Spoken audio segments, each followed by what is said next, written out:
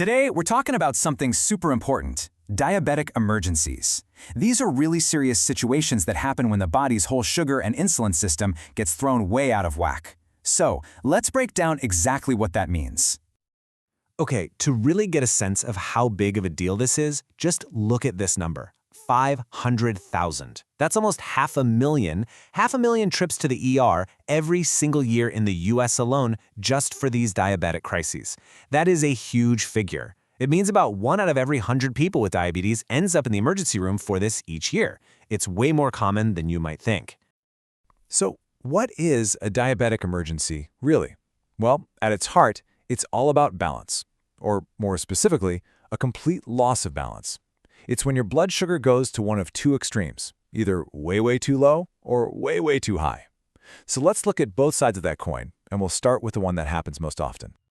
All right, first up, hypoglycemia. You've probably heard it called low blood sugar. This is the one you see more often, and man, it can happen fast. It's a crisis that can go from bad to worse in no time if you don't act on it.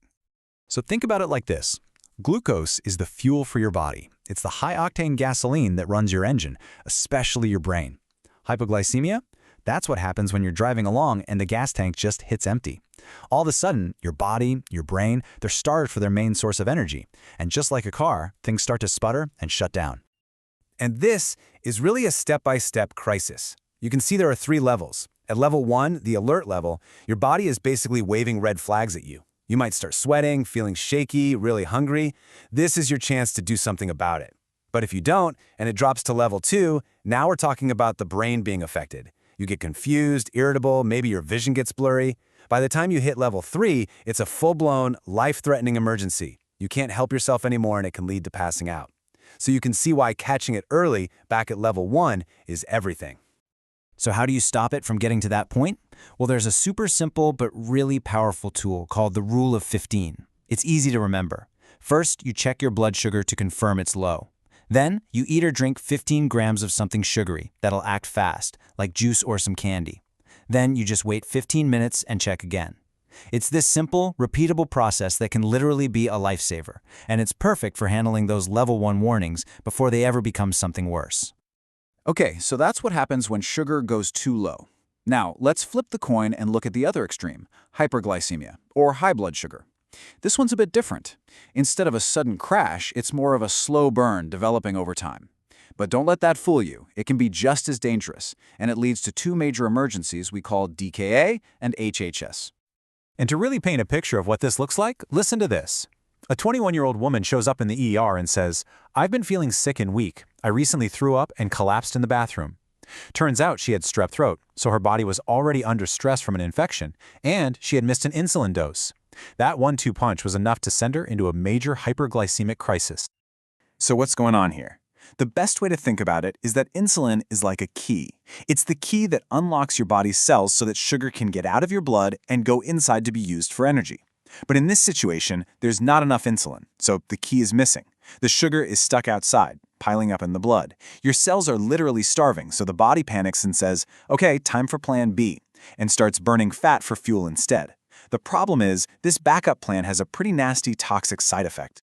And that toxic side effect is what separates the 2 main types of high blood sugar emergencies. You've got DKA, that stands for diabetic ketoacidosis, and HHS, which is a mouthful, hyperosmolar hyperglycemic state. Now, they both start with the same problem: too much sugar in the blood, but the way the body reacts creates 2 totally different and very dangerous situations. Okay, let's break this down. The big difference, the thing that separates these 2, it's all about something called ketones. In DKA, there's basically no insulin key, so the body goes into full-on fat-burning mode, which produces these toxic acids, ketones. And this all happens really fast, usually in less than a day. But with HHS, there's still a tiny bit of insulin around, just enough to stop the body from burning fat, so no ketones. Instead, the sugar just keeps climbing higher and higher and higher, causing extreme dehydration over days or even weeks. So imagine you're a doctor in the ER, and that 21-year-old patient comes in. She's in one of these critical states. What do? Well, there's a clear playbook, a 3-part strategy to get things back under control and restore that balance. Job number 1, the absolute first thing you have to do is give them fluids. Lots of them, through an IV. See, the body's been trying like crazy to get rid of all that extra sugar by peeing it out, which means the person is severely dehydrated. So you've got to pump fluids back in to get their circulation working and just start to stabilize the whole system. Pillar number 2 is, you guessed it, insulin. You have to give the body back the key it was missing.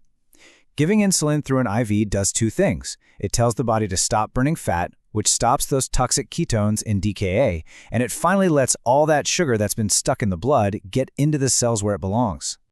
And finally, the third piece of the puzzle is electrolytes. We're talking about vital minerals like potassium. This whole crisis throws the body's chemistry completely out of whack, and even the treatment can cause big shifts. So doctors have to watch these levels like a hawk and replace what's missing. It's a real balancing act, because if you get it wrong, it can cause serious problems, even with the heart. So you can see that treating these emergencies is a serious, high-stakes situation. But the best treatment is, well, not needing it in the first place. The real win is preventing these crises from ever happening. And that all comes down to knowing what to do and having a plan. And a solid prevention plan is all about being prepared. It's about knowing your numbers, what your blood sugar should be. It's about recognizing those first warning signs we talked about. And this is a big one, having a specific plan for when you get sick, since that's a huge trigger. But it's not just about you. It's also about making sure the people around you, your family, your friends, know what's up and how they can help if you need them. And that really brings us to the most important point. This knowledge isn't just for the person who has diabetes. It's for everyone in their life. So I want to leave you with a question to think about. Whether this is about you or about someone you love, what's just one conversation you can have, maybe even today, that would make you all a little bit safer and a little more prepared?